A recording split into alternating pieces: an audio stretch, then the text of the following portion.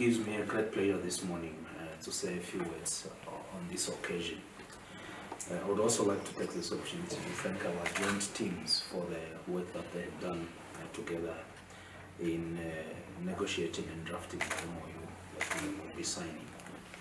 I'm well aware that the idea of establishing a diplomatic academy has been something that the ministry has been considering for some time. And we're glad as an institution that you enabled us to go ahead with you to achieve the target and objectives that you have set. Ambassador, you may recall that the UNAM's own roots are embedded in the United Nations Institute for Namibia, UNAM. And therefore it is very natural in our view that we work with you to establish this academy, which is in itself is also a child of international relations. And it is especially important for the university because this year we are also celebrating our 30th anniversary. And therefore, being a child of international relations ourselves in an institution, we would be very keen to make sure that this objective and goal you have is achieved. Many scholars in the field of social sciences today, more than ever, tell us or consider diplomacy as the master institution or the so-called engine room of international relations. A nation's foreign policy can succeed or fail depending on the quality and competencies of its diplomacy system. I don't mean diplomatic people, but the diplomacy system. That's what can allow it to succeed or fail.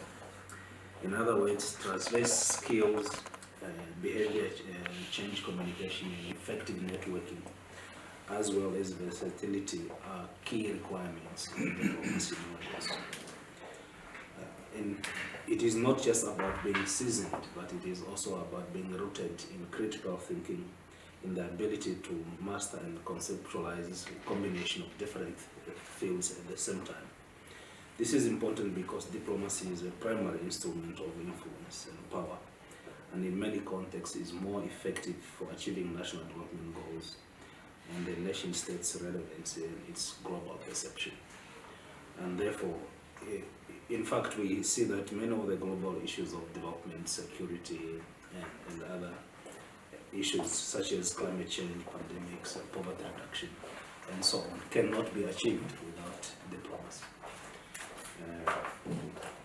Thus, the space of diplomacy has significantly changed over the years. It has transitioned from politics and international relations to new fields of science diplomacy, economic diplomacy, regional studies, and all these demand for higher skills and new sets of competencies that are relevant for achieving nations' development aspirations.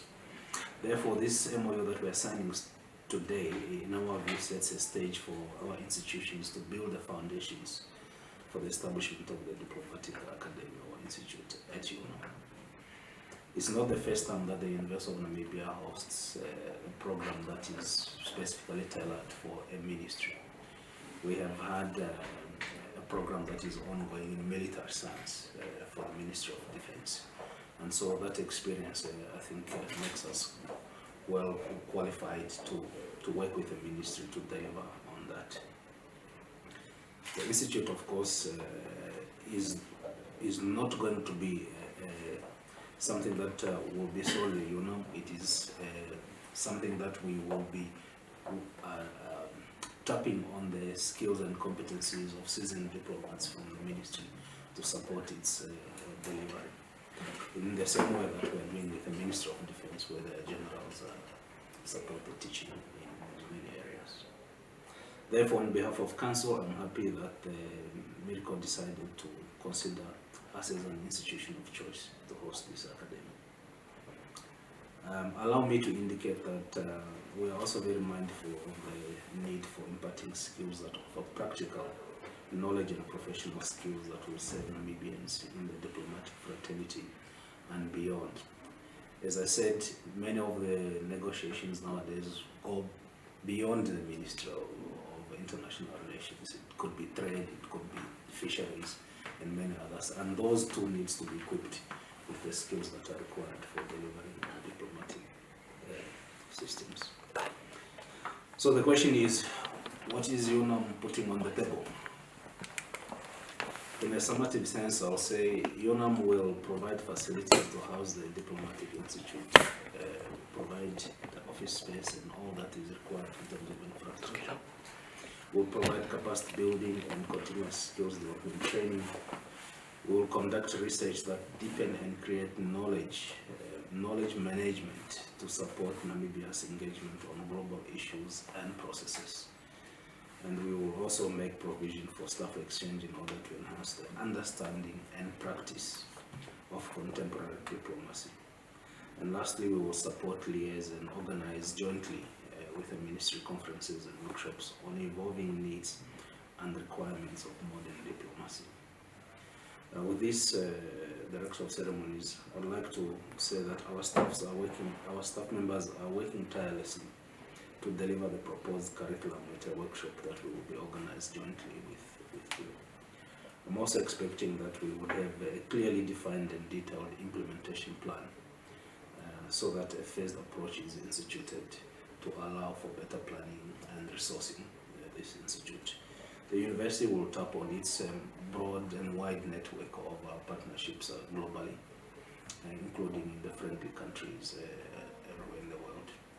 We, at the moment, have more than 200 active MOUs, which will also support and cover this, including the new field, which you are, I'm sure, are very much aware of, forensic diplomacy.